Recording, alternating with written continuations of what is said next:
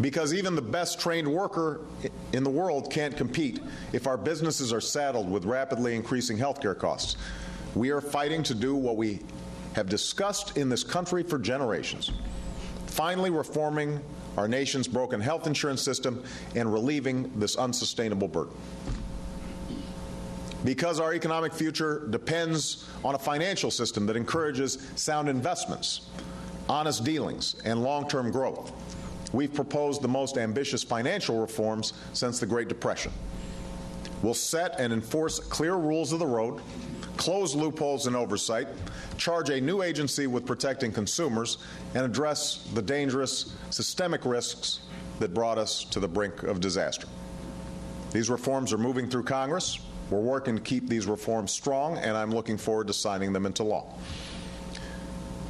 And because our economic future depends on our leadership in the industries of the future, we are investing in basic applied research and working to create the incentives to build a new clean energy economy.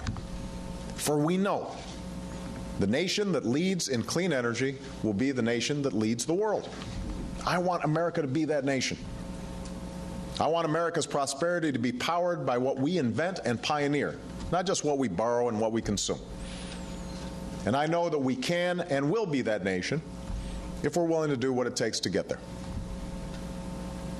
Now, there are those who claim we have to choose between paying down our deficits on the one hand and investing in job creation and economic growth on the other. This is a false choice. Ensuring that economic growth and job creation are strong and sustained is critical to ensuring that we are increasing revenues and decreasing spending on things like unemployment insurance so that our deficits will start coming down. At the same time, instilling confidence in our commitment to being fiscally prudent gives the private sector the confidence to make long-term investments in our people and in America. So one of the central goals of this administration is restoring fiscal responsibility. Even as we have had to spend our way out of this recession in the near term, we've begun to make the hard choices necessary to get our country on a more stable fiscal footing in the long run. So let me just be clear here. Despite what some have claimed, the cost of the Recovery Act is only a very small part of our current budget imbalance. In reality, the deficit had been building dramatically over the previous 8 years. We have a structural gap between the money going out and the money coming in.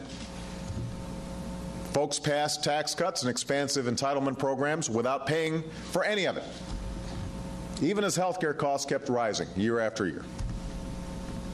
As a result, the deficit had reached $1.3 trillion when we walked into the White House.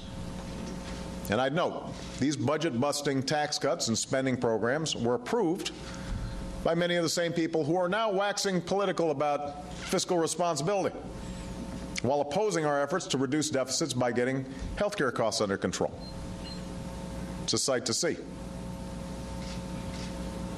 The fact is, we have refused to go along with business as usual. We are taking responsibility for every dollar we spend. We've done what some said was impossible, preventing wasteful spending on outdated weapons systems that even the Pentagon said it didn't want. We've combed the budget, cutting waste and excess wherever we could. I'm still committed to halving the deficit we inherited by the end of my first term, cutting it in half. And I made clear from day one that I would not sign a health insurance reform bill if it raised the deficit by one dime, and neither the House nor the Senate bill does. We've begun not only changing policies in Washington, we've also begun to change the culture in Washington. In the end, the economic crisis of the past year was not just the result of weaknesses in our economy. It was also the result of weaknesses in our political system. Because for decades, too many in Washington put off the hard decisions. For decades, we've watched as efforts to solve tough problems have fallen prey to the bitterness of partisanship, to prosaic concerns of politics, to ever-quickening news cycles, to endless campaigns focused on scoring points instead of meeting our common challenges. We've seen the consequences of this failure of responsibility. The American people have paid a heavy price. And the question we'll have to answer now is if we're going to learn from our past, or if, even in the aftermath of disaster, we're going to repeat those same mistakes. As the alarm bells fade, the din of Washington rises, as the forces of the status quo marshal their resources, we can be sure that answering this question will be a fight to the finish. But I have every hope and expectation that we can rise to this moment, that we can transcend the failures of the past, that we can once again take responsibility for our future. Now, every night, I read letters and emails sent to me from people across America, ordinary folks, people who share their hopes and their hardships, their faith in this country, their frustration with what's happened in this economy. I hear from small business owners worried about making payroll, keeping their doors open. I hear from mothers and fathers, sons and daughters who've seen one or two or more family members out of work. The toughest letters are in children's handwriting. Kids write to me. My dad just lost a job. My grandma's sick. She can't afford health insurance. Kids who can't just be kids because they're worried about mom's having her hours cut or dad losing her job or a family without health insurance. Now, these folks aren't looking for a handout. They're not looking for a bailout.